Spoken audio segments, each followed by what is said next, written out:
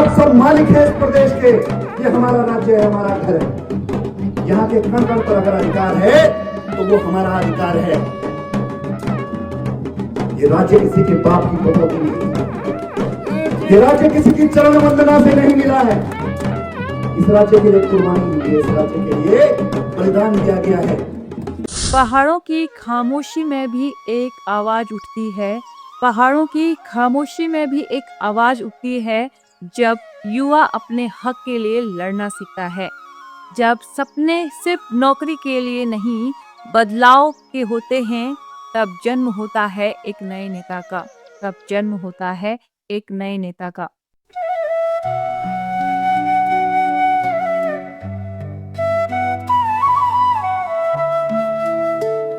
नमस्कार दोस्तों, मैं हूँ रीना नेगी और आप देख रहे हैं आपका अपना चैनल रीना नेगी पहाड़न। तो दोस्तों, आज हम बात करेंगे उत्तराखंड के एक ऐसे युवा नेता की जो केवल धीरे धीरे पहाड़ की राजनीति में अपनी पहचान ही नहीं बना रहा है, बल्कि वो पहाड़ की आत्मा को जगाने का काम भी कर रहा है। और पिछले 25 सालों में उत्तराखंड में राज करके पहाड़ियों के जल, जंगल, जमीन को छीनकर उनका पलायन करवाने वालों की पोल खुल रहा है। ऐसे फायर ब्रांड नेता हैं आशीष नेगी, जो उत्तराखंड क्रांति दल के युवा प्रकोष्ठ अध्यक्ष भी हैं। तो दोस्तों, अब जानते हैं कि आशीष नेगी कहाँ से हैं और उनका एजुकेशन क्वालिफिकेशन क्या है और उनका अब तक का करियर क्या रहा। दोस्तों, आशीष नेगी का जन्म उनके द्वारा दी गई जानकारी के अनुसार सन 1994 में उत्तराखंड के चमोली डिस्ट्रिक्ट के करप्याग ब्लॉक के कनोट गांव में हुआ है। जीवन यात्रा क्या रही हमारे दर्शकों को वो बता दीजिए, क्योंकि एकदम से जो आशीष नेगी जो आज 30-31 साल का जो युवक है हमारे सामने बैठा हुआ है, तो एकदम से ऐसी क्या कसक मिट्टी की भाई आ गए, और क्योंकि ज़्यादा समय नहीं हुआ आपको राजनीति में आए हुए। तो ऐसा है कि एक छोटे से गांव से हूँ। मेरा गांव का नाम कनौट है और कणप्याग ब्लॉक हुआ, विधानसभा भी कणप्याग है, चमोली जिला है। तो एक दूरस्थ क्षेत्र से हूँ। जाहिर सी बात है, जीआईसी से अपनी स्कूलिंग करी। फिर उसके बाद जैसा एक पैटर्न बन रखा है कि शहर का बच्चा, मतलब पहाड़ का बच्चा एक शहरी जीवन के लिए तैयार होगा, तो फिर वो देहरादून आता है अपनी ग्रेजुएशन के लिए। उनकी 12वीं तक की शिक्षा जीआईसी कनौट से हुई और उच्च शिक्षा यानी ग्रेजुएशन बीसीए देहरादून के HIT कॉलेज से, post graduation MCA distance learning से हुई। और बात करें कार्य क्षेत्र की, तो उन्होंने एक सॉफ्टवेयर इंजीनियर के तौर पर दिल्ली में लगभग 5 से 6 साल कार्य किया। पारिवारिक पृष्ठभूमि की बात करें तो पिता सरकारी नौकरी में हैं और माता राज्य आंदोलनकारी रही थी, और दादा और नाना दोनों ने भारत की 1965 और 71 की लड़ाइयों में भाग लिया। और वैवाहिक जीवन की बात करें तो वो शादीशुदा हैं।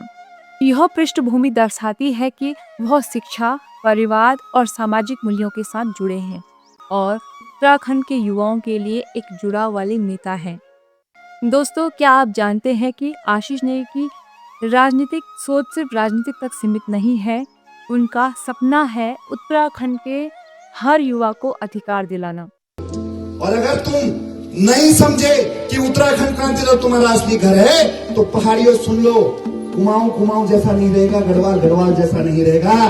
तुम किराएदार बन के रह जाओगे, तुम बर्बाद हो जाओगे और तुम आखिरी पीढ़ी हो पहाड़ियों की, कुमाऊं की, गढ़वालियों की। इसके बाद ना ये छोलिया दिखेगा, ना हुड़क बजेगा, ना ढोल दमाओं की ताल। तुम्हारा देवता पूजने वाला तक कोई नहीं रहेगा यहाँ पर। तुम्हारी सारी संस्कृति डूब जाएगी। आशीष नेगी ने बार बार कहा है कि राष्ट्रीय पार्टियों की तुलना में यूकेडी के सदस्यों ने बहुत बड़े बड़े बलिदान दिए।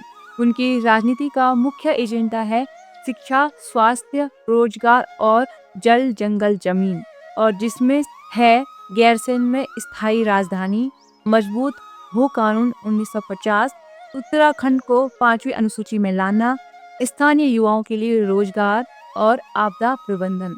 आशीष नेगी का कहना है कि उत्तराखंड में क्षेत्र एवं मजबूत राजनीतिक विकल्प की जरूरत है जो राष्ट्रीय पार्टियों के विकास के मॉडल के खिलाफ हो, क्योंकि उनका मानना है कि मौजूदा मॉडल हिमालय की नाजुक वातावरण के लिए विनाशकारी है और आपदाओं को बढ़ावा देता है। दोस्तों, आशीष नेगी सिर्फ सोशल मीडिया नेता नहीं है, वह गांव-गांव जाकर लोगों से सीधे मिलते हैं और उनके हक के लिए भी लड़ते हैं। धरना प्रदर्शन और सार्वजनिक कार्यक्रमों में सक्रिय हैं। अक्सर देहरादून और अन्य शहरों में स्थानीय मुद्दों पर जोरदार बयान देते हैं। उन्होंने पहाड़ के युवाओं के साथ हो रहे शोषण का विरोध किया और उनको उनका हक दिलाने के लिए भी लड़े। नमस्कार साथियों, जय पहाड़ जय पहाड़ी।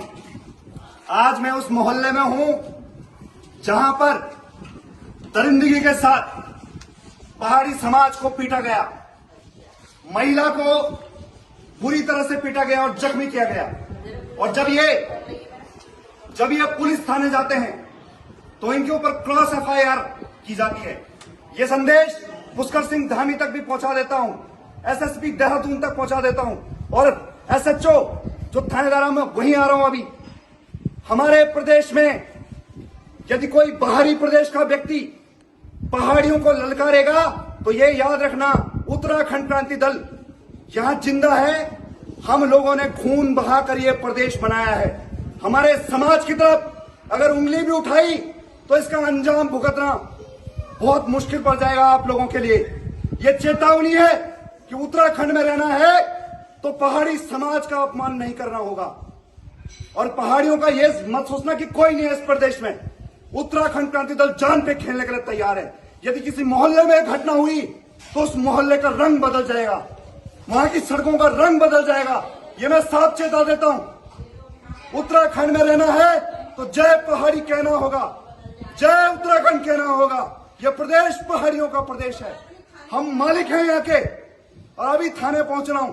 अगर सुसंगत धाराओं में मुकदमा दर्ज नहीं हुआ, 307 नहीं लगाएगी और भविष्य में हमारे पहाड़ी समाज पर यदि आक्रमण हुआ तो इसको उत्तराखंड क्रांति दल बर्दाश्त नहीं करेगा। जय पहाड़ जय पहाड़ी जय बोल पहाड़ी हल्ला बोल, हल्ला बोल, हल्ला बोल, बोल पहाड़ी हल्ला बोल, हल्ला बोल, हल्ला बोल। साथ ही साथ गैरसैंण में विधानसभा सत्र के समय उन्होंने जबरदस्त आंदोलन किया और बीजेपी सरकार को गैरसैंण राजधानी के लिए घेराव किया। गैरसैंण आप घोषित करिए। आपने बहुत मजाक बना लिया हम पहाड़ियों का।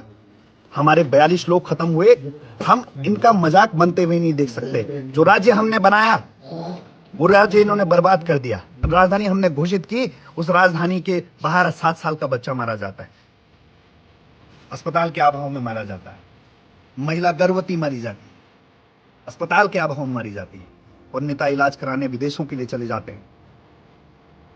नेता जब तक देहरादून और हल्द्वानी चला जाएगा, पहाड़ में नहीं रहेगा तो पहाड़ के लिए नीतियां, पहाड़ का विकास जो है वो संभव नहीं है। दोस्तों, आशीष नेगी के अनुसार अगर वे मुख्यमंत्री होते तो उनके मुख्य कार्य होते पलायन रोकना, युवाओं के लिए रोजगार उपलब्ध कराना, स्थानीय युवाओं को सरकारी नौकरी में प्राथमिकता देना, जल्दी से जल्दी स्थायी राजधानी गैरसैंण लागू करना। उनकी सोच है कि विकास केवल शहरों या राजनीतिक के फैसलों तक सीमित नहीं होना चाहिए, बल्कि पहाड़ों और ग्रामीण क्षेत्रों तक पहुंचाना चाहिए। दोस्तों, अब बात करें आशीष नेगी के भविष्य की राजनीति और यूकेडी के सपनों की, तो 2027 में चुनाव में यूकेडी अपने दम पर जीत की तैयारी कर रही है। आशीष नेगी चाहते हैं कि युवा, खासकर डिजिटल जनरेशन, यूकेडी के वर्जन से जुड़े। उनका लक्ष्य है क्षेत्रीय, लोकल और मजबूत पार्टी तैयार करना जो राष्ट्रीय पार्टियों का विकल्प हो, ताकि हम उत्तराखंड के पहाड़ियों की आवाज बन सकें